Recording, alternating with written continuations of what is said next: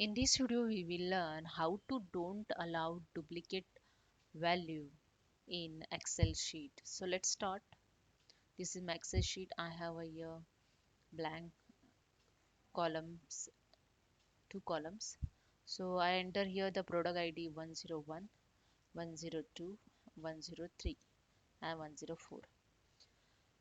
And if I again enter the 101, it will show that this value is comes two times in this range in this product ID. So how it's it find? So let's start. Use the count if formula is equal to count if function count, then if tab, then select the full range, then use the F for the lock this range, then comma, select the first ID, then bracket close. Here you can see 101 is comes in two times in this range.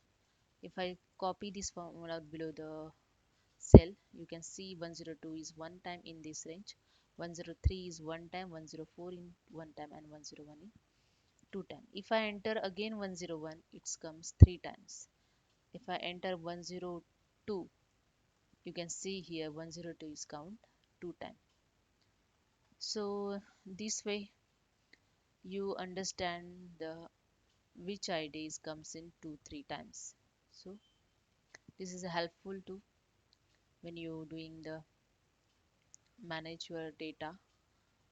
So not it's don't allow to duplicate entry in your data. So hope you understand. If you like this, please subscribe my channel. Thank you so much.